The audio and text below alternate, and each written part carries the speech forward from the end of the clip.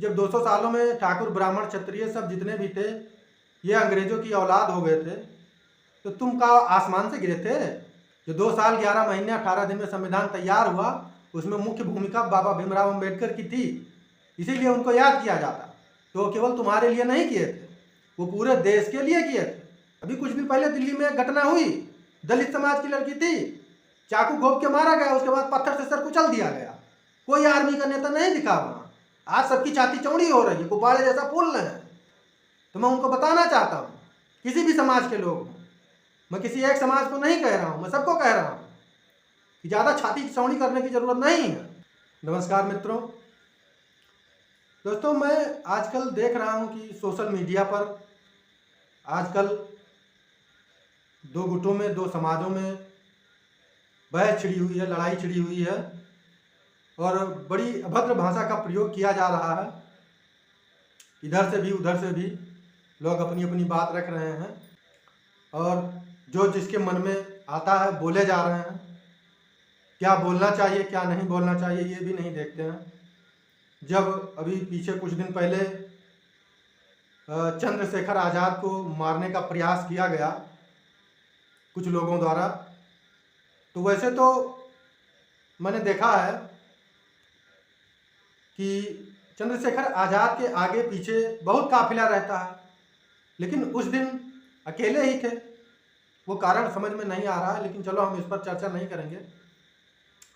तो कुछ लोगों द्वारा मारने का प्रयास किया गया, उसके बाद में उनके कोई कार्यकर्ता हैं, उनके द्वारा जो है एक वीडियो सोशल मीडिया पर डाला गया, वो आइए देखते हैं फिर चर्चा करेंगे।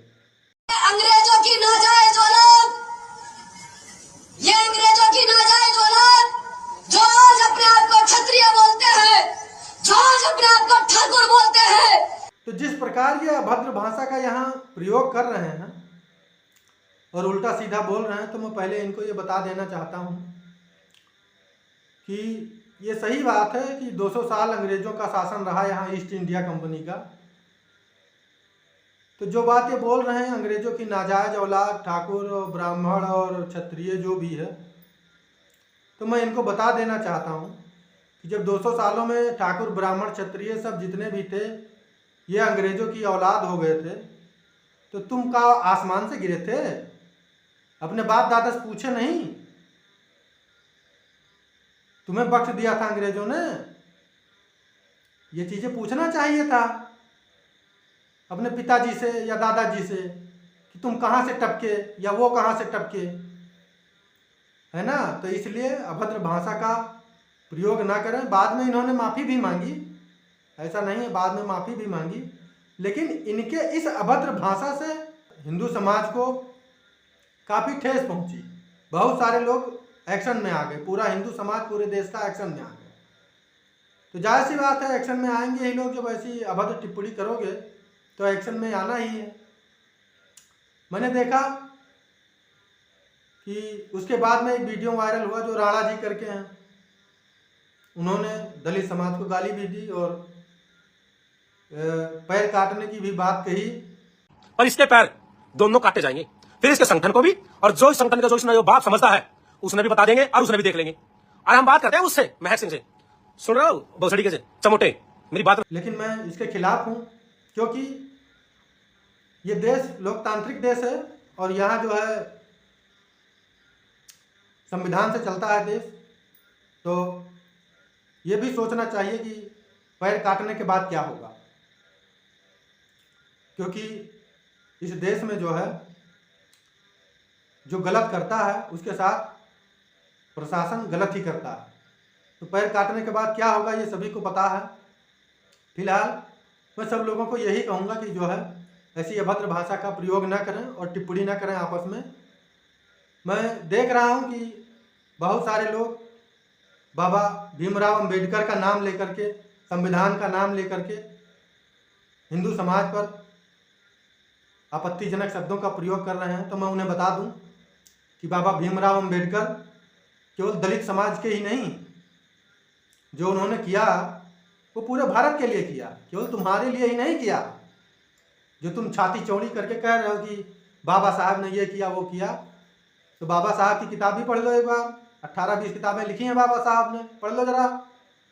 जो 251 पन्ने का संविधान बाबा साहब ने लिखा है, तो ये भूल जाए, संविधान बाबा साहब ने नहीं लिखा है। संविधान को लिखने वाले प्रेम बिहारी नारायण रायजादा थे। आप देख लीजिएगा, संविधान जब पढ़िएगा ना तो उस पर देखिएगा, हर पन्ने पर नाम लिखा हुआ है प्रेम बिहारी नारायण रायजादा। उसमें केवल बाबा साहब ही नहीं थे, 389 सदस्य थे उस सभा में, जिसमें देश के बंटवारे के बाद 299 सदस्य बचे थे, जिसके अध्यक्ष बाबा भीमराव अम्बेडकर थे। इसलिए बाबा भीमराव अम्बेडकर का नाम लिया जाता।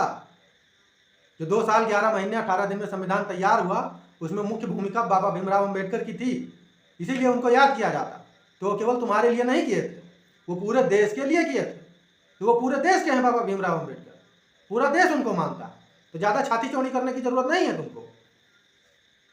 और दूसरी बात मैं बता दूं, उधर कुछ लोग जो है महाराणा प्रताप और जो है शिवाजी को लेकर बहुत सीना चौड़ा कर रहे हैं। तो उनको भी मैं यही बताना चाहता हूँ कि बहुत सीना चौड़ा करने की जरूरत नहीं, तुम अपना काम करो। ये देश लोकतंत्र से चलता है।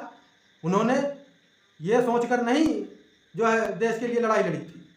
देश के लिए इसलिए लड़ा था क्योंकि देश आगे चलकर सुरक्षित रहे, इसलिए नहीं लड़ा था कि आगे चलकर आपस में लड़ जाओ, कर जाओ सब लोग, ऐसी ऐसी बातें करो। जिन्होंने किया वो उन्होंने पूरे देश के लिए किया, किसी एक विशेष समुदाय के लिए नहीं किया, ये पूरे राष्ट्र के लिए किया उन्होंने।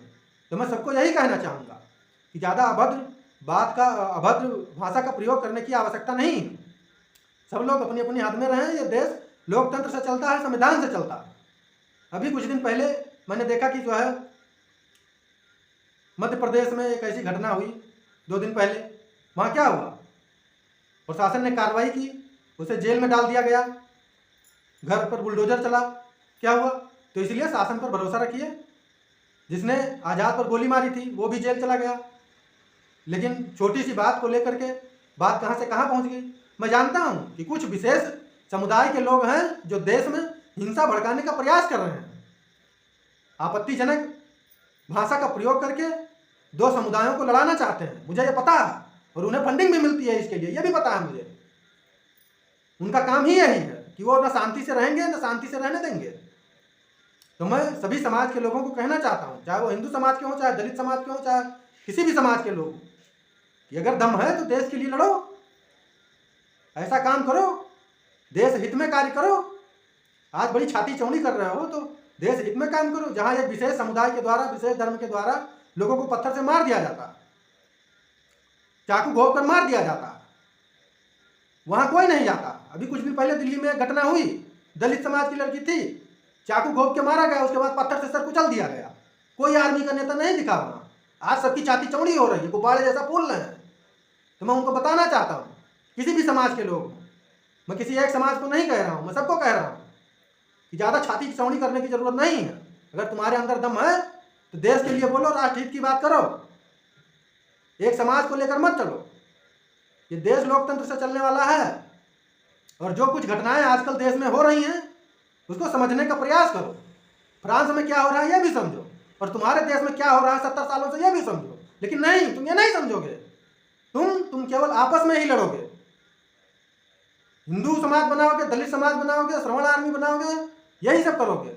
और तुम यही सब करते रहे, इसीलिए 1000 साल तक मुगलों का शासन रहा देश पर, और उसके बाद 200 साल जो है ईस्ट इंडिया कंपनी का शासन रहा। और वो समय दूर नहीं है कि फिर किसी और का शासन होगा। अगर ऐसे ही रहे तो तुम्हारी बहन बेटियां, तुम या तो भाग जाओगे घर बार छोड़ करके, या फिर मार दिए जाओगे, या तलवार के ऊपर तलवार पहन लोगे। तो ये देश में होने वाला है। आज 4-5 राज्य ऐसे हो चुके हैं जहां पर हिंदुओं को खत्म कर दिया गया, हिंदू माइनॉरिटी में पहुंच गए हैं, हम है ही नहीं है। इस पर चर्चा नहीं करोगे तुम लोग छोटी छोटी सोच कर लेकर। और मैं जानता हूं कि जो लोग तुम्हें भड़का रहे हैं, जो कथाकथित लोग हैं, वो भड़का रहे हैं तुम्हें कि देश में हिंसा करो, दंगा करो, आपस में लड़ो, और तुम लड़ रहे हो। और यही होता चला आ रहा है। आज के पहले भी यही था और आज भी वही है। और तुम सुधरोगे नहीं, और सुधरोगे नहीं तो फिर आगे यही होगा। और अब जब होगा तो कभी फिर उबरोगे नहीं। ये तो हमारे देश में ऐसे महान क्रांतिकारी थे कि देश बार बार उभर आया इन आतताइयों से। लेकिन अब मुझे नहीं लगता है कि अगर ऐसा हुआ तो उभर आएगा, क्योंकि ये अब तुम्हें उभरने लायक छोड़ेंगे ही नहीं। तो इसलिए मैं बताना चाहता हूँ कि अभी जाग जाओ और ऐसी टिप्पणी करना बंद कर दो। अपने देश के बारे में, अपने राष्ट्र के बारे में सोचो, वरना जब तुम्हारा देश ही नहीं रहेगा तो क्या करोगे फिर। एक विशेष धर्म द्वारा कब्जा कर लिया जाएगा सर, और नजर उठा के देख लो जरा, तुम्हें पता चल जाएगा कि क्या चल रहा है देश में। तो इसलिए किसी के बहकावे में ना है। अगर कोई कुछ कह रहा है तो कहने दो। ये देश लोकतांत्रिक देश है, संविधान से चलने वाला देश है, और प्रशासन पर भरोसा रखिए कि अगर कोई गलत करेगा तो उसके साथ भी प्रशासन गलत ही करेगा।